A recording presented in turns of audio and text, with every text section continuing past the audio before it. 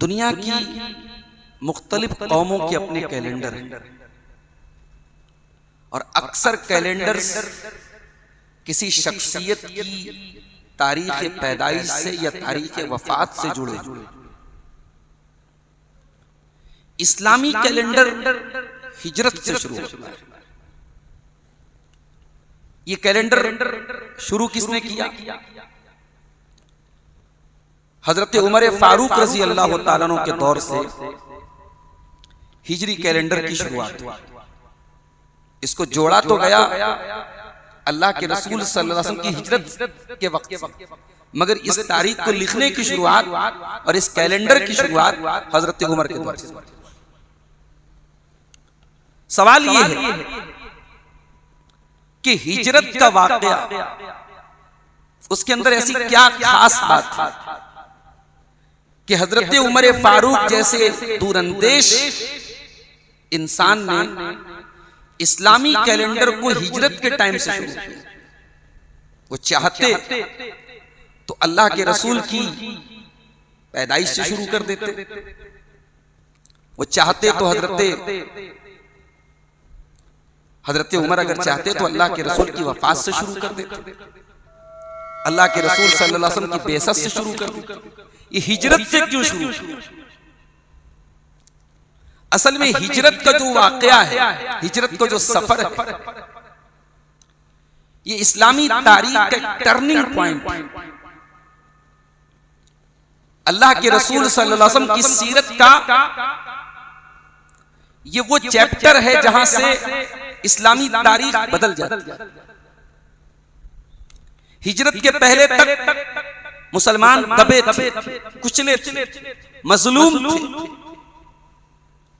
हिजरत के बाद अब मुसलमान एक ताकत बन गए, उनकी अपनी एक हुकूमत हो गई, एक रियासत बन गई।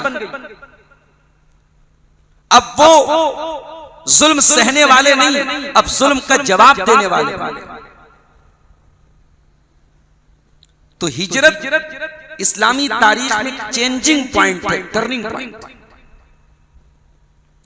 इससे पहले कि मैं हिजरत के वाकये को तफसील से बयान हिजरत का मतलब क्या होता है? हिजरत कहते हैं अरबी जबान में किसी चीज के छोड़ देने, तर्क कर देना। शरीयत की टर्म में जब इंसान अपने वतन, अपने गांव, अपनी सरजमीन पर अल्लाह के दीन पर अमल करने में मुश्किलात का सामना करता है, अल्लाह के दीन पर अमल करना उसके लिए मुश्किल हो जाए, दीन पर कायम रहना मुश्किल हो जाए, तो शरीयत ऐसे मौके पर उसे हिजरत का हुक्म देती है। और ये हिजरत बहुत बड़ी नेकी का बहुत बड़ा सवाल।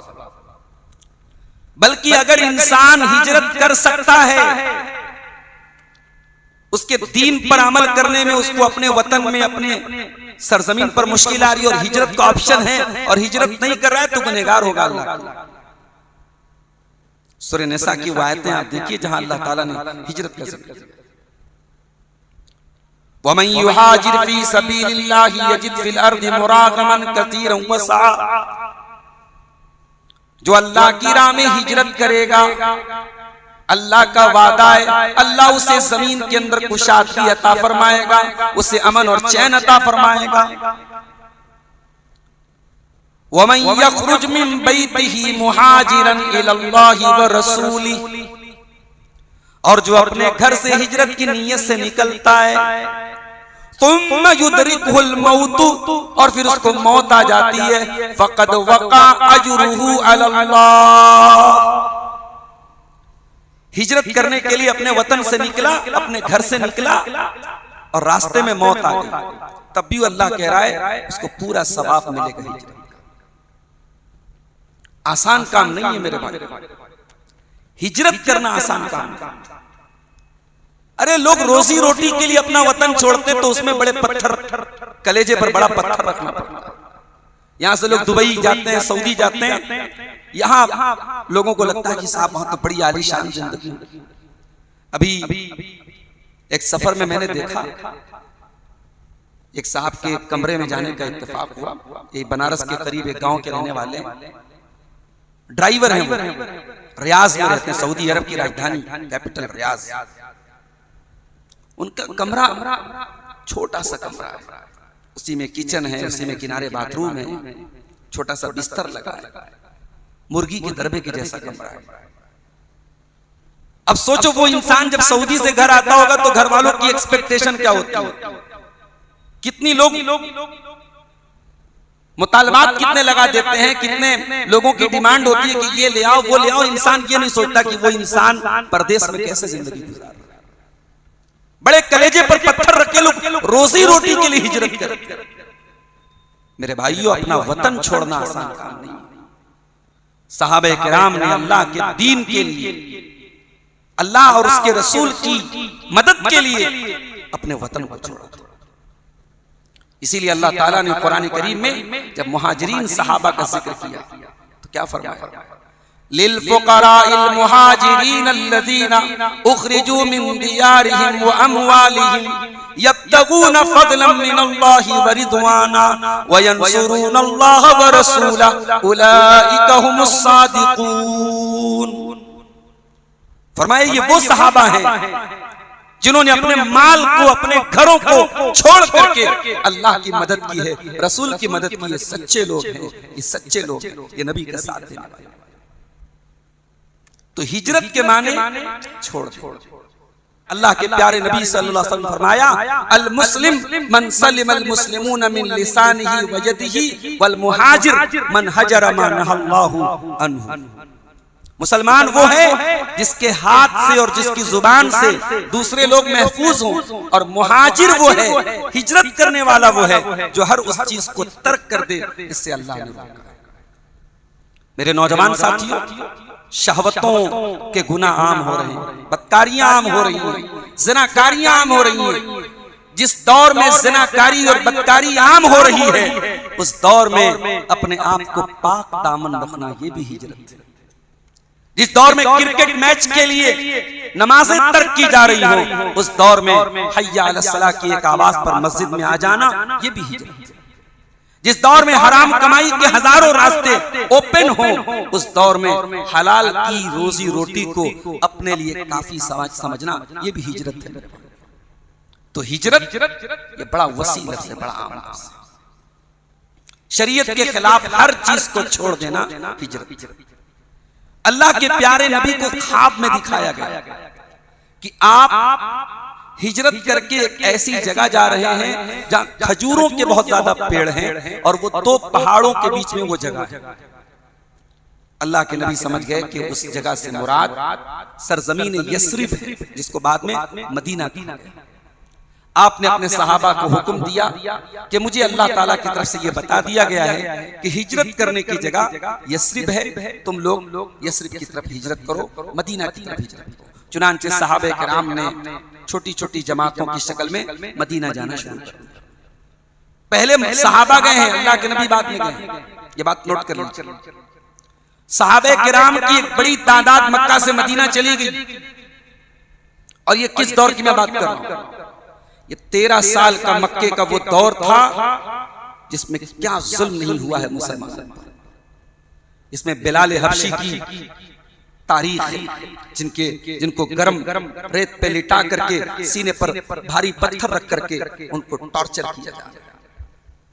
ये वही 13 साल का दौर है जिस दौर में सुमैया रज़ी अल्लाह ताला अन्हा को नंगा करके उनकी शर्मगाह पर हमला करके शहीद किया।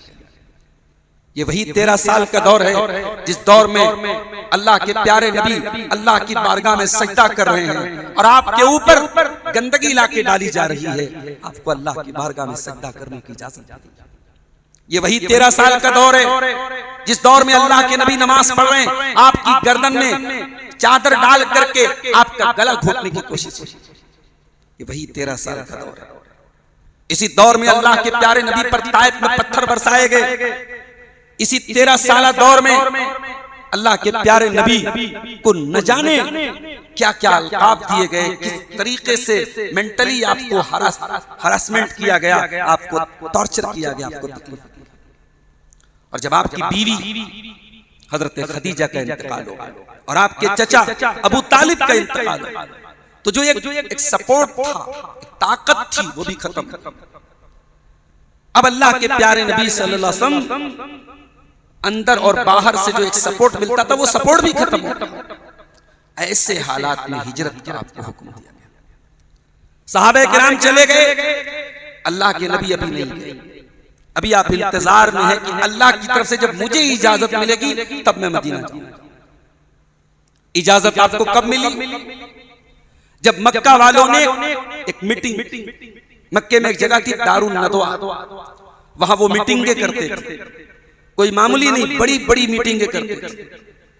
जब उन्होंने देखा कि अब मोहम्मद रसूलुल्लाह और आपके साथियों को मदीना की शक्ल में एक पनाह की जगह मिल गई, एक चैन लेने की जगह मिल गई, और इस्लाम का पौधा अब फलेगा फूलेगा, तो उन्होंने कहा कि नहीं, अब इस्लाम के पौधे को जड़ से उखाड़ना है। उन्होंने दारुन नदवा में मीटिंग बुलाई। मीटिंग के अंदर गौर किया गया कि क्या किया जाए। कुछ लोगों ने राय दी कि मोहम्मद रसूलुल्लाह को मक्का से निकाल करके किसी दूर इलाके में भेज दिया जाए। जब वो चले जाएंगे, उनके साथी उनके बगैर कुछ नहीं कर पाएंगे, इस्लाम मिट जाएगा, इस्लाम खत्म हो जाएगा। कुछ लोगों ने राय दी कि मोहम्मद रसूलुल्लाह को किसी घर के अंदर कैद कर दिया जाए। अबू जहल ने राय दी, सारे कबीलों से एक हट्टे कट्टे नौजवान को सिलेक्ट किया जाए, मुंतखब किया जाए। सारे कबीलों से एक नौजवान को मुंतखब किया जाए और सब मिल करके मोहम्मद रसूलुल्लाह के दरवाजे पे जाके हाथ लगा करके बैठ जाएं, और जैसे ही आप अपने घर के बाहर निकलें, सब मिल करके आपके ऊपर हमला कर दें। इस तरीके से आपके खून में सारे कबीले के लोग शामिल हो जाएंगे और मोहम्मद रसूलुल्लाह के खानदान वाले उनसे इंतकाम नहीं ले पाएंगे, उनसे किसास नहीं ले पाएंगे। उसी मीटिंग में इब्लीस भी बैठा हुआ था, एक बूढ़े की शक्ल में, नजदी बूढ़े की शक्ल में। इब्लीस इंसान का रूप ले सकता है भाई। इब्लीस ने, जो एक बूढ़े की शक्ल में था, इब्लीस ने कहा कि साहब ये राय बहुत अच्छी है, इसी राय को डन कर दिया जाए, इसी को फाइनल कर दिया। इसी राय पर मोहर लग गई। इधर ये मीटिंग हो रही है और ये मीटिंग बहुत सीक्रेट मीटिंग है। इस मीटिंग को भी कानो कान अल्लाह के रसूल सल्लल्लाहु अलैहि वसल्लम तक ये मीटिंग, इस मीटिंग की करारदाद ना पहुंचे, इसका पूरा इंतजाम किया गया। मगर सातवां आसमान के ऊपर अल्लाह रब्बुल आलमीन ने हजरत जिब्रील को कुरान की आयत देकर के भेजा। वइज़ यमकुरु बिकल्लज़ीना कफ़रू लियुस्बितूका औ यक़्तुलूका औ युख़रिजूका व यमकुरूना व यमकुरुल्लाह वल्लाहु खैरुल माकिरीन। ऐ मेरे हबीब, आपके खिलाफ मीटिंग हो रही है, आपको कैद करने की, आपको निकालने की, आपको कत्ल करने की प्लानिंग हो रही है, और अल्लाह अपनी प्लानिंग कर रहा है, और अल्लाह बेस्ट प्लानर है, अल्लाह बेहतरीन तदबीर करने वाला है। हज़रत जिब्रील आए, कहा कि ऐ मोहम्मद सल्लल्लाहु अलैहि वसल्लम, आज की रात आपको अपने बिस्तर पर नहीं लेंगे। दोपहर का टाइम था। आमतौर से अल्लाह के प्यारे नबी सल्लल्लाहु अलैहि वसल्लम दोपहर के टाइम हजरत अबू बकर के घर नहीं जाते थे, मगर चूंकि ये बहुत अहम मामला था, अल्लाह के रसूल हजरत अबू बकर के घर आए, दरवाजा खटखटाया। हजरत अबू बकर ने दरवाजा खोला, कहा अल्लाह के रसूल आप। फौरन अल्लाह के रसूल अंदर आए, कहा कि अबू बकर, मैं अकेले में बात करना चाहता हूँ, कोई बाहरी आदमी हो तो हटा दो। कहा अल्लाह के रसूल कोई नहीं, हमारी फैमिली के लोग हैं, घर के लोग। कहा कि अबू बकर, हिजरत का हुक्म आ चुका, मुझे जाना है, मदीना जाना है। अबू बकर सिद्दीक का पहला सवाल, अस्सोहबत या रसूल अल्लाह, ऐ अल्लाह के रसूल ये बताइए कि मुझे साथ में जाना है कि नहीं जाना है। दोस्त हो तो ऐसा, जिए भी साथ में और इंतकाल के बाद भी, कब्रें भी एक दूसरे से सटी। दोस्ती हो तो ऐसी हो, मोहब्बत हो तो ऐसी हो, यारी हो तो ऐसी हो। पहला सवाल अबू बकर सिद्दीक का, अस्सोहबत या रसूल अल्लाह, ऐ अल्लाह के रसूल साथ में जाने का मौका मिलेगा? अल्लाह के नबी ने कहा हाँ, तुम्हें साथ में चलना। इतना सुनना था।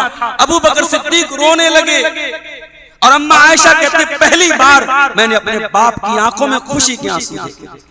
मेरे बाप ज़ारो कबार हो रहे थे और महीनों से 2 सवारियां तैयार करके रखे हुए थे। कहा अल्लाह के नबी ये सवारी है, इसी सवारी से हम लोग सफर करें। अल्लाह के रसूल ने कहा कि अबू बकर ये सवारी एक शर्त पर लूंगा, कीमत तुम्हें लेनी पड़ेगी। हिजरत का सफर हो रहा है, एक दोस्त अपने दोस्त को फ्री में दे रहा है, मगर अल्लाह के नबी ने एक नजीर पेश की कि हर काम फ्री में नहीं होना चाहिए। इस्लाम का बहुत बड़ा इंसिडेंट हो रहा है, बहुत बड़ा वाकया होने जा रहा है, हिजरत का सफर होने जा रहा है। आपने कहा कीमत अदा करूंगा।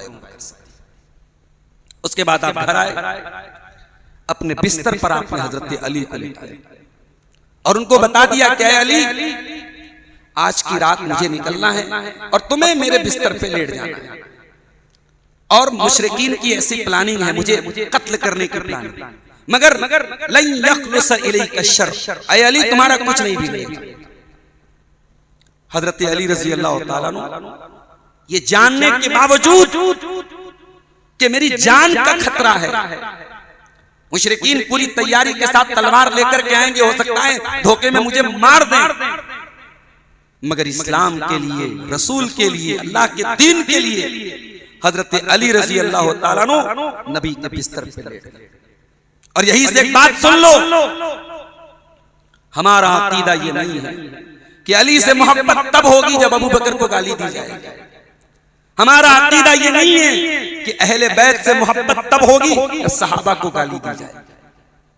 हम तो नबी वाले हैं, और जो नबी वाला होता है वो अबू बकर वाला भी होता है, वो उमर वाला भी होता है, वो उस्मान वाला भी होता है, वो अली वाला भी होता है। आजकल अली वालों के नाम से बड़ी बातें होती हैं, साहब हम अली वाले। अल्लाह की कसम जो अली वाला होगा वो अबू बकर वाला भी होगा। हम तकिया करने वाले लोग नहीं है, हम मुनाफिक लोग नहीं है, हम तारीख को गंदा करने वाले लोग नहीं हैं। जहां अबू बकर सिद्दीक का किरदार है, हम अबू बकर सिद्दीक का किरदार बयान करेंगे। जहां हजरत अली का किरदार है, हम हजरत अली का किरदार बयान करेंगे। नबी की हिजरत का वाकया हजरत अली के बगैर अधूरा है। नबी के बिस्तर पे लेटे कौन थे? अली लेटे थे। और दूसरा काम आपने कहा है अली, सुबह हो जाए तो पहला काम ये करना, मक्का वालों की कुछ अमानतें मेरे पास रखी, अमानतें उनको लौटा दे।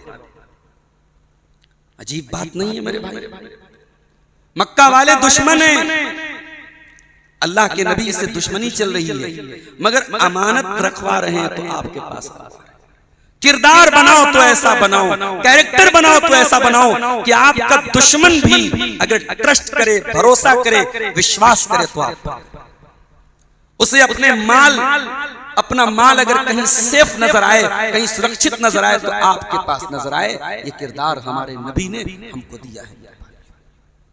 कहा कि अली अमानतें उनको लौटा दो। उसके बाद आप घर से निकले और तलवार लेके खड़े हैं सब, आपने जमीन से मिट्टी उठाई और मिट्टी उनके सरों पे डाली और कुरान की आयत पढ़ते हुए आप निकले। वजालना मिन बैनि ऐदीहिम सद्दन व मिन खल्फिहिम सद्दन फअग़शयनाहुम फहुम ला युबसिरून।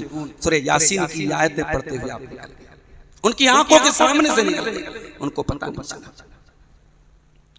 अच्छा, अब आप जब निकले तो मदीना से ये बात याद रखिए कि मक्का से मदीना किधर है? शिमाल की तरफ, शिमाल की तरफ, उत्तर की तरफ, और यमन किधर है? दक्षिण की तरफ। अल्लाह के रसूल सल्लल्लाहु अलैहि वसल्लम मदीना जा रहे हैं, मगर आपने नॉर्थ का उत्तर का रास्ता नहीं आपने पकड़ा, आपने साउथ का रास्ता पकड़ा, दक्षिण का रास्ता पकड़ा। पता ये चला इस्लाम अल्लाह तबारक व तआला की जात पर भरोसा करने के साथ साथ असबाब को इख्तियार करने का भी नाम है। इस्लाम इसका नाम नहीं मुसल्ला बिठा लो, अल्लाह अल्लाह करो और हालात को बेहतर बनाने के लिए कोई इंतजाम मत करो। नहीं, अल्लाह चाहता अपने नबी को मक्का से मदीना पहुंचाने के लिए, अल्लाह चश्मे ज़दन में, पलक झपकने भर में अल्लाह अपने नबी को मक्का से मदीना पहुंचा सकता था कि नहीं पहुंचा सकता था? ये सफर करने की परेशानी, ये रास्ते की परेशानी, ये उठाने की क्या जरूरत थी मेरे भाई? ये तरकीब अपनाने की क्या जरूरत थी कि आपने मक्का से मदीना जाने वाला नॉर्मल रास्ता नहीं अपनाया। जो लोग हज करने गए हैं, अभी हमारे हाजी साहब आए हैं, अगर गारे सौर गए होंगे तो पूछिए इनसे, और मक्के का मैप उठा के आप देखिए, गारे सौर कहाँ है? मक्का से जुनूब की तरफ है, साउथ की तरफ, और मदीना किधर है? मक्का से नॉर्थ, बिल्कुल अपोजिट साइड। अल्लाह के नबी गारे सौर में, और गारे सौर में 3 दिन तक आपने स्टे किया, 3 दिन तक ठहरे रहे। हजरत अबू बकर सिद्दीक के साथ 3 दिन तक आप गारे सौर में ठहरे। गारे सौर काफी ऊंचाई पर, उसमें अल्लाह के रसूल जाके ठहरे। अच्छा, इधर जब अल्लाह के नबी निकल गए और मक्का के काफिरों को पता चला कि अल्लाह के प्यारे नबी सल्लल्लाहु अलैहि वसल्लम तो निकल गए, तो उन्हें बड़ा गुस्सा आया। उन्होंने बिस्तर आके चादर हटाई तो देखा हजरत अली थी। उन्होंने हजरत अली से पूछा कहाँ है? मारा भी उनको, मारा पीटा भी। हजरत अली ने जबान नहीं खोली। उसके बाद वो हजरत अबू बकर सिद्दीक के घर आए, दरवाजा खटखटाया। हजरत अबू बकर की बड़ी बेटी हजरत अस्मा, हजरत आयशा की बड़ी बहन, उन्होंने दरवाजा खोला। काइना अबू का, अबू की, तेरा बाप कहाँ है? उन्होंने कहा मैं नहीं जानती, हालांकि जानती थी, मगर इस्लाम को बचाने के लिए, नबी को बचाने के लिए, अब यहाँ तो सच नहीं बोल सकती थी, कहा मैं नहीं जानती। अबू जहल ने खींच के एक थप्पड़ मारा।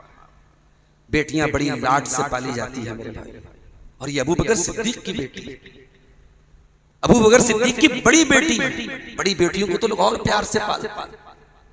अबू बकर की वो लाडली बेटी अबू जहल ने इतने जोर से थप्पड़ मारा है कि हदीस के अल्फाज हैं कि उनके कानों की बाली जो है टूट करके गिरी। मेरी प्यारी माँ और बहनों, इस्लाम आज अगर हमें मिला है तो हमारे नबी की सहाबियात ने थप्पड़ खाए हैं, उनके कानों की बालियां नोची गई हैं, उन्होंने शहादत का जाम नोश किया, तब ये इस्लाम हमें मिला। इस्लाम इतनी आसानी से हमें नहीं मिला है। इस्लाम सिर्फ मर्दों की कुर्बानी से नहीं मिला है, इस्लाम की तारीख में औरतों की कुर्बानी भी भरी पड़ी है। इस्लाम की तारीख में औरतों की कुर्बानी भी मिलती है। हजरत अस्मा के गाल पर इतना जोर का थप्पड़ मारा अबू जहल ने, उनके कानों की बाली जमीन पर गिर जाती। हजरत अबू बकर सिद्दीक जब गए थे, अपने घर का सारा माल लेके चले, 5000 दिरहम के सब लेके चले। उनके बाप अभी ईमान नहीं लाए थे, बूढ़े थे, अबू कहाफा नाबीना हो चुके थे। अबू कहाफा ने अपनी पोती से कहा, हजरत अस्मा से कहा, तेरा बाप खुद तो गया और हमें नंगा भूखा करके चला गया, सब लेके चला गया। अल्लाह, कैसे लोग थे मेरे भाई। बेटियां हैं, परिवार है, ये भी नहीं छोड़ा मेरे बाद मेरे बच्चों का क्या होगा, मेरे परिवार का क्या होगा। आज इस्लाम को जरूरत है, सब कुछ लेके चले गए, घर में झाड़ू मार के चले गए, खाली करके चले गए। हजरत अस्मा ने अपने दादा को तसल्ली देने के लिए एक जगह पत्थर कंकर रख के ऊपर से चादर डाल दी और अपने अंधे दादा को ले जाके उनके हाथ को छुआया, कहा कि दादा फिक्र करने की बात नहीं, अब्बा बहुत छोड़ के। अल्लाह, क्या फैमिली है मेरे भाई। 3 दिन तक गारे सौर में रहे अल्लाह के रसूल, और तारीख हमें यह भी बताती है जब आप गारे सौर में पहुंचे हैं तो हजरत अबू बकर सिद्दीक ने कहा कि अल्लाह के रसूल आप रुक जाए, सुराख है, कुछ गार के अंदर कुछ सुराख है, मैं बंद कर देता हूं ताकि कोई जहरीला जानवर आपको तकलीफ न पहुंचाए। उनके पास कुछ कपड़े वगैरह थे, सब सुराख बंद कर दिए, एक सुराख रह गया, वहां पे अपना अंगूठा लगा दिया और उसके बाद उसमें अपने पैर का अंगूठा लगा दिया और कहा कि ऐ अल्लाह के रसूल अब आप चले आइए, आप आराम कीजिए। अल्लाह के प्यारे नबी गारे सौर में दाखिल हुए, अबू बकर सिद्दीक की गोद में सर रख के लेट गए और उस बिल में जहां हजरत अबू बकर सिद्दीक का अंगूठा लगा हुआ था उसमें कोई जहरीला जानवर अंदर से निकलने की कोशिश कर रहा था, वो बार बार डंक मार रहा था, मगर हजरत अबू बकर सिद्दीक अपना पैर हटा नहीं रहे थे कि अल्लाह के प्यारे नबी के आराम में खलल पड़े। तकलीफ को बर्दाश्त करने की वजह से जब उनकी आंखों से आंसू गिरे हैं और वो आंसू जनाब मोहम्मद रसूलुल्लाह सल्लल्लाहु अलैहि वसल्लम के ऊपर पड़े हैं, अल्लाह के प्यारे नबी की नींद खुली है और आपने पूछा कि ए अबू बकर क्या माजरा है, तो उन्होंने बताया कि ऐसा ऐसा मामला है। अल्लाह के प्यारे नबी ने अपना लुआब वहां पे लगाया उनके जख्म की जगह और उनका जख्म बिल्कुल ठीक हो गया। 3 दिन तक आप गारे सौर में रहे। उसी 3 दिन में हजरत अबू बकर सिद्दीक का बेटा अब्दुल्ला बिन अबी बकर वो आते हैं डेली और मक्का वालों की खबरें देते हैं कि मक्का वालों के बीच में क्या खबरें चल रही है, क्या मामला चल रहा है। क्योंकि मक्का में ये न्यूज़ फैल चुकी थी कि अल्लाह के नबी निकल चुके हैं और अल्लाह के रसूल सल्लल्लाहु अलैहि वसल्लम को और अबू बकर सिद्दीक को जिंदा या इंतकाल के बाद अगर कोई पकड़ के ले आए तो 100 ऊंटों का इनाम देने की बात थी। हजरत अब्दुल्ला इब्न अबी बकर ये न्यूज़ लाके खबर लाते। हजरत अबू बकर का गुलाम जिसका नाम आमिर बिन फुहैरा था वो अपनी बकरियों को लेके आता था और अल्लाह के रसूल सल्लल्लाहु अलैहि वसल्लम को और अबू बकर सिद्दीक को ताज़ा ताज़ा दूध पीने को मिलता था और बकरियों के जरिए हजरत अब्दुल्ला के जो पैरों के निशान होते थे वो भी मिट जाते थे। हजरत अस्मा अल्लाह के रसूल सल्लल्लाहु अलैहि वसल्लम के लिए और हजरत अबू बकर के लिए टिफिन तैयार करती थी डेली। एक दिन टिफिन तैयार कर रही थी, कोई कपड़ा नहीं था तो अपने दुपट्टे अपने कमरबंद के 2 टुकड़े किए और उससे टिफिन बांध के दे दिया। इसलिए हजरत अस्मा को ज़ातुन नताक़ैन कहा जाता है कि उन्होंने अल्लाह के रसूल का टिफिन बनाने के लिए अपने दुपट्टे के 2 टुकड़े कर दिए थे। तो हजरत अबू बकर सिद्दीक वो है मेरे भाई जिनकी पूरी फैमिली इस्लाम के लिए कुर्बानी दे रही है। कितने बदनसीब हैं वो लोग जो आज हजरत अबू बकर सिद्दीक के बारे में सवाल खड़े करते हैं, उनकी मोहब्बत पर सवाल खड़े करते हैं, जिसका पूरा परिवार जो सर से पैर तक नबी की मोहब्बत में डूबा है इस पर सवाल खड़े करते हैं। 3 दिन तक आप गारे सौर में रहे। उसके बाद जब आपने देख लिया कि मक्का के लोग अब तलाश करते करते थक चुके हैं, आपने अब्दुल्ला बिन उरैकित नाम के एक गैर मुस्लिम को, एक काफिर को आपने बतौर एक गाइड लिया। गैर मुस्लिम से नफरत नहीं करना है, इस्लाम की तबलीग करना है, इस्लाम की दावत देना है। और जहां कोई इंसानियत नवाज गैर मुस्लिम मिले हमें उससे सपोर्ट भी लेना है। ये भी नबी की तारीख बता रही है। आज बहुत सारे ऐसे जर्नलिस्ट हैं, बहुत सारे ऐसे पत्रकार हैं इस दौर में जब मीडिया बिक चुका है, पत्रकार बिक चुके हैं, वो बेचारे सच्ची न्यूज़ बताते हैं, ईमानदारी की न्यूज़, ईमानदारी से अपना काम करते हैं, इंसानियत की बात करते हैं। ऐसे पत्रकारों को सलाम, ऐसे जर्नलिस्ट को सलाम, चाहे वो रवीश कुमार हो, चाहे वो ध्रुव राठी हो या इस तरीके के और भी लोग हैं जो सही पत्रकारिता और सही सहाफत का काम कर रहे हैं। हमें ऐसे लोगों का सपोर्ट करना चाहिए। अब्दुल्ला इब्न उरैकित कोई मुसलमान नहीं था, गैर मुस्लिम था, मगर रास्ते का जानकार था। अल्लाह के प्यारे नबी ने उसे बतौर गाइड किया और उसे लेकर के समंदर के साहिल वाला जो रास्ता मदीना जाता था, काफी लॉन्ग रूट था, लंबा रास्ता था, वो रास्ता आपने अपनाया। रास्ते में एक कबीला गुजरा, एक इलाका गुजरा, दयारे बनु मुदलिज का इलाका गुजरा। ये लोग जो होते थे ना, ये रास्तों की बड़ी पहचान रखते थे और निशाने राह बहुत जल्दी पकड़ ले। कोई अगर गुजरा है ये पकड़ लेंगे कहां किधर गया होगा। जब अल्लाह के रसूल इस इलाके से गुजरे तो सुराका इब्न मालिक नाम का एक आदमी था उसी कबीले का। उससे किसी ने कहा कि मुझे लगता है 2 लोग यहां से गुजरे हैं, मुझे लगता है कि मोहम्मद और उनके साथी सल्लल्लाहु अलैहि वसल्लम। सुराका जान गया, सुराका समझ गया। सुराका ने कहा नहीं कोई और होगा, तुम्हें गलतफहमी हो गई। सुराका इब्न मालिक के दिल में क्या था कि मैं पकड़ के लाऊं और इतना बड़ा जो इनाम रखा गया है 100 ऊंटों का इनाम, वो मैं पालूं। अब सुराका इब्न मालिक घोड़े पर सवार और अल्लाह के रसूल का पीछा करने लगा और बिल्कुल करीब पहुंच गया। जब बिल्कुल करीब पहुंच गया, अल्लाह के प्यारे नबी बड़े इत्मीनान से अपनी सवारी पर सवार हैं और बगैर मुड़े आप कहते हैं अल्लाहुम्मा फ़िनाहु बिमा शि'त, अल्लाहुम्मा अस्रि सुराका। ऐ अल्लाह तू सुराका के लिए काफी हो जा, तू जिस तरीके से चाहे सुराका के लिए काफी हो जा। ऐ अल्लाह तू सुराका को पछाड़। ये दुआ आपके मुंह से। पथरीली जमीन थी। सुराका इब्न मालिक कहते हैं मेरे घोड़े ऐसे रुके, ऐसा लगा कि उनके पांव दलदल की तरह जमीन में धंस गए। पथरीली जमीन दलदल बन गई, मेरे घोड़ों के पांव जमीन में धंस गए, आगे बढ़ने का नाम ही नहीं ले रहे। मैं समझ गया कि ये सामने जो हस्ती जा रही है ये कोई मामूली हस्ती नहीं है, ये अल्लाह के रसूल सल्लल्लाहु अलैहि वसल्लम। वो आए और कहा कि ऐ मोहम्मद सल्लल्लाहु अलैहि वसल्लम, मैं वादा करता हूँ अब आपसे कोई दुश्मनी नहीं करूंगा, मुझे तहरीर लिख के दे दीजिए कि मुझे सेफ्टी मिलेगी, मुझे अमान मिलेगी। अल्लाह के नबी ने सेफ्टी दे दी, अमान दे दी और कहा कि ऐ सुराका वापस जाना, तो लोगों को हमारे बारे में मत बताना, अक्फी अन्ना, हो सके तो हमारे मामले को छिपा देना, हमारी बात पे पर्दा डाल देना। और कहा कि ऐ सुराका, एक वो दिन भी आएगा जब तेरे हाथ में किसरा के कंगन होंगे। कहा कौन किसरा? किसरा इब्ने हुरमुज, ईरान का बादशाह किसरा, उसके कंगन मेरे हाथ में होंगे। कहा कि हाँ ऐ सुराका, वो दिन भी तेरे पास आएगा जब तेरे हाथ में किसरा के कंगन।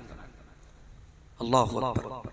मेरे नबी ने एक सबक ये भी दिया, हालात चाहे जितने भी मुश्किल हो जाएं, अल्लाह से हमेशा खैर की उम्मीद रखो, अल्लाह से हमेशा बेहतर की उम्मीद रखो। अल्लाह के नबी अपना वतन छोड़ के जा रहे हैं, अपने मक्का, शहर मक्का को, अपनी पैदाइश की जगह को, जहां बचपन गुजरा, जहां जवानी गुजरी, उस जगह को छोड़ के जा रहे हैं। और ये उम्मीद रखे हैं कि एक वो दिन भी आएगा जब ईरान के महल पर इस्लाम का झंडा फहराएगा और ईरान के बादशाह के कंगन मेरे किसी सहाबी के हाथ में। ये अल्लाह के नबी ने सबक दिया हमें। और यहाँ पे एक बात ये भी नोट कर लो, अल्लाह के नबी के लिए भी हिजरत आसान नहीं थी। लोग एक हदीस पढ़ते हैं ना, जब 15 अगस्त या 26 जनवरी का मौका आता है तो लोग एक हदीस पढ़ते हैं, हुब्बुल वतन मिनल ईमान, वतन की मोहब्बत ईमान का एक हिस्सा है। ये मौजू रिवायत है, ये बिल्कुल मनगढ़ंत रिवायत है। हाँ, वतन की मोहब्बत हमारे नबी ने हमें दिखाई है, बताई है। उसकी दलील मैं आपको दे रहा हूँ। जब मक्का की तरफ आखिरी नजर आपने डाली थी तो आपने बड़े रिक्कत आमेज लहजे में कहा था, इन्नी लअलमु इन्नका लअहब्बुल बिलादि इलैया। ऐ मक्का, मैं जानता हूँ तू मुझे पूरी रूए जमीन पे सबसे महबूब है। ऐ मक्का, तू मुझे अजीज है, मुझे जान से प्यारी है। मैं तुझे छोड़ के न जाता अगर तेरे बाशिंदे मुझे यहाँ से जाने पर मजबूर न करते। मक्का से आपने मोहब्बत का इजहार किया था। मेरे भाई, अपने वतन से मोहब्बत होनी चाहिए, नबी की सदी से ये साबित होता है। और आगे बढ़े आप, एक बूढ़ी औरत अपने खेमे के बाहर बैठी थी, उसका नाम उम्मे माबद था। अल्लाह के नबी और हजरत अबू बकर को भूख लगी थी, प्यास लगी थी। आप गए उम्मे माबद से, आपने कहा कि अम्मा कुछ खाने को मिलेगा। वहां पे एक बकरी थी जो कि कहत का जमाना था, उसके थन बिल्कुल सूखे हुए थे, दुबली पतली सी बकरी थी। बुढ़िया ने इशारा किया, उम्मे माबद ने इशारा किया कि यही बकरी है, इसमें अगर तुमको दूध मिल सकता है तो ले लो तुम। अल्लाह के रसूल ने कहा कि अगर आपकी इजाजत हो तो मैं कोशिश करता हूं। आपने उसके थन को हाथ लगाया है और उसका थन दूध से लबरेज हो गया। उसके थन में दूध भरा है, यहाँ तक कि अल्लाह के प्यारे नबी सल्लल्लाहु अलैहि वसल्लम ने सैर होकर के पिया, हजरत अबू बकर ने पिया और साथ में जो लोग थे उन्होंने पिया, और फिर आपने उम्मे माबद को भी दिया। और जब आप वहां से गुजर गए और शाम को अबू माबद जब आए तो वो बूढ़ी औरत थी, देहात की रहने वाली थी, कोई पढ़ी लिखी औरत नहीं थी। जब अबू माबद ने पूछा, कमरे का माहौल बदला हुआ देखा, उस कमजोर सी बुढ़िया बकरी के थन में दूध देखा, तो अबू माबद ने पूछा कि ऐ उम्मे माबद कोई आया था क्या, कोई गुजरा था क्या? कहा कि मर्र बिना रजुलुन मुबारक, हाँ एक बड़ी बरकत वाली हस्ती आज हमारे खेमे से गुजरी थी। और उसके बाद उम्मे माबद ने जो नक्शा खींचा है एक सादा अंदाज में, एक देहाती लबो लहजे में, वो पढ़ने की चीज है। कभी आपको मौका मिले, अल्लाह के रसूल की सीरत पर कोई किताब आप पढ़िए, उसमें उम्मे माबद के वो पूरे जुमले आपको मिलेंगे। अरबी जबान में तो बलागत और फसाहत का एक नमूना है, उर्दू में भी आपको पढ़ के बड़ी लज्जत मिलेगी। तो ये भी इसी सफर का ये वाकया था और आप वहां से गुजरते मदीना पहुंचे। कब पहुंचे? 8 रबीउल अव्वल को पहुंचे। 29 सफर को निकले और 8 रबीउल अव्वल को पहुंचे। लगभग 10 से 11 दिन का सफर था। जब आप मदीना पहुंचे हैं तो पहले आप कुबा के पास पहुंचे और कुबा पहुंचने के बाद आपने सबसे पहला काम किया, वहां मस्जिद की बुनियाद रखी। अपना घर आपने नहीं बनाया, पहले अल्लाह का घर बनाया। पहला काम आपने मदीना में जाकर के मस्जिद कुबा की बुनियाद रखी। और ये मस्जिद कुबा वही मस्जिद है जिसका जिक्र कुरान में अल्लाह ने किया है, लमस्जिदुन उस्सिसा अला तक़वा मिन अव्वल यौमिन अहक्कु अन तक़ूम फीही। ऐ मेरे हबीब, जिस मस्जिद की बुनियाद तक़वा पर रखी गई है वहां आपको खड़े होना चाहिए। और मस्जिद कुबा की बड़ी फजीलत है, आज भी वहां 2 रकात नमाज पढ़ने का सवाब एक उम्रा के बराबर है। पहला काम आपने किया, मस्जिद कुबा में आपने बुध के रोज आप पहुंचे मस्जिद कुबा, वहां अपने कुबा के इलाके में मस्जिद कुबा की बुनियाद। फिर आप और आगे बढ़े। आपने जुमा की नमाज बनु सालिम बिन औफ के इलाके में पढ़ी, मदीना पहुंचने के बाद जुमा आपने। उसके बाद आप जब मदीना पहुंचे हैं मेरे भाइयों, आपके मदीना आने से पहले मदीना के अंसार रोजाना फजर की नमाज के बाद निकलते थे मैदान में और रास्ता तकते थे, अपने नबी का इंतजार करते थे। सुबह से लेके गर्मी का मौसम था, खड़ी दोपहरिया तक अल्लाह के रसूल का इंतजार करते थे और फिर थक हार के वापस चले जाते थे। और जिस दिन अल्लाह के प्यारे नबी मदीना में एंटर हुए हैं, सबसे पहले एक यहूदी ने देखा था, उसने अपनी किताबों में अल्लाह के रसूल की अलामत को देखा था। उसने दूर से देखा अल्लाह के प्यारे नबी आ रहे हैं, उसने कहा ए यस्रिब वालों तुम्हारा नबी आ गया। इतना सुनना था, अहले मदीना खुशी से झूम उठे और मदीना की छोटी छोटी बच्चियों ने वो गीत गाया था। उस गीत को आज भी सुनो तो लगता है कि कितनी मोहब्बत से ये गीत गाया गया होगा। तलअल बद्रु अलैना मिन सनियातिल वदाई, हैं कि हमारे लिए 14वीं का चांद तुलू हो गया। इस पहाड़ी के पीछे से मक्का से एक चांद हमारे पास आ रहा है। तलअल बद्रु अलैना मिन सनियातिल वदाई, ये गीत गाया था मदीना की उन बच्चियों ने मेरे। उसी सफरे हिजरत में एक वो वाकया भी पेश आता है, जब अल्लाह के प्यारे नबी गारे सौर में थे तो एक वक्त ऐसा भी आया कि तलाशी लेने वाले बिल्कुल गारे सौर के करीब आ गए थे और हजरत अबू बकर सिद्दीक घबरा गए थे। और उन्होंने घबरा के हजरत अबू बकर सिद्दीक ने अल्लाह के नबी से कहा कि अल्लाह के रसूल, अगर जरा सा उन्होंने नीचे देख लिया तो हम तो पकड़ लिए जाएं। तो अल्लाह के नबी ने कहा ला तहज़न इन्नल्लाह मअना, ऐ अबू बकर डरो नहीं, अल्लाह हमारे साथ। इस वाक़े का जिक्र अल्लाह ने कुरान में भी किया, इल्ला तंसुरुहु फक़द नसरहुल्लाह, अगर तुम मेरे नबी की मदद नहीं करोगे तो अल्लाह ताला तो अपने नबी की मदद पहले भी कर चुका है। इज़ अखरजहुल्लज़ीना कफरू सानिय स्नैनी, जब काफिरों ने मेरे नबी को मक्का से निकलने पर मजबूर किया था। सानिय स्नैनी, जब मेरे नबी अपने साथी के साथ दो लोग बन करके जब निकले थे। इज़ हुमा फिल गारी, जब वो दोनों गार में थे। इज़ यक़ूलु लिसाहिबिही, और जब वो अपने साथी से कह रहे थे, अपने दोस्त से कह रहे थे ला तहज़न इन्नल्लाह माना, ऐ अबू बकर घबराओ नहीं, ऐ अबू बकर गम न करो, अल्लाह हमारे साथ। अबू बकर सिद्दीक को अल्लाह ने नबी का साथी कहा। जो अबू बकर सिद्दीक को नबी का साथी न माने, नबी का दोस्त न माने, नबी का सहाबी न माने, वो इस कुरान की आयत पर ईमान नहीं रखता है। कुरान की आयत है, सूरह तौबा की 40 नंबर की आयत। अल्लाह कह रहा है कि ऐ ईमान वालों, अगर तुम मेरे नबी की मदद नहीं करोगे तो मैं तो अपने नबी की तब भी मैंने मदद की थी, जब मेरा नबी गारे सौर में अपने साथी से कह रहा था ला तहज़न इन्नल्लाह मअना, डरो नहीं, अल्लाह हमारे साथ। तो डरो मत मेरे भाई। नबी ने एक सबक ये भी दिया, डरो मत, गम न करो। इन्ना लनंसुरु रुसलना वल्लज़ीना आमनू फिल हयातिद दुनिया, हम जरूर मदद करेंगे रसूलों की और हम जरूर मदद करेंगे ईमान वालों की। ईमान वाले हो, तौहीद वाले हो तो अल्लाह की मदद आएगी। ये भरोसा, ये तवक्कुल होना चाहिए। नबी ने तवक्कुल भी का भी नमूना हमें दिखा दिया और असबाब को कैसे इख्तियार किया जाए इसका भी तरीका हमारे नबी ने हमें दे दिया। तो मेरे भाइयों, हिजरत का ये पूरा वाकया हमें बहुत सारे सबक देता है और सबसे बड़ा जो सबक देता है वो यही है कि इस्लाम ये हाथ पैर बांधने का नाम नहीं है, इस्लाम एक्टिविटी का नाम है। इस्लाम अपने हालात को बेहतर करने का नाम है। आज हम बहुत सारे मामलात में पीछे हैं। आज हमारी कौम की तालीमी हालत क्या है, हमारी कौम की माशी हालत क्या है, सफाई सुथराई के मामले में हम कहाँ हैं, पढ़ाई लिखाई के मामले में हम कहाँ हैं। हम अपने हालात को बेहतर बनाने के लिए कोशिश करें, मेहनत करें। नबी की जिंदगी हमें ये बता रही है, हिजरत का सबक हमें ये बता रहा है कि अपने हालात को बेहतर करने के लिए सिर्फ अल्लाह से दुआ करना काफी नहीं है, असबाब को इख्तियार भी करना पड़ेगा, अमल भी करना पड़ेगा, इसके बाद अल्लाह की मदद आएगी। और हिजरत का ये सबक हमें ये भी बताता है कि हर चीज का एक टाइम मुकर्रर। 13 साल की तकलीफ के बाद ये आसानी आई है।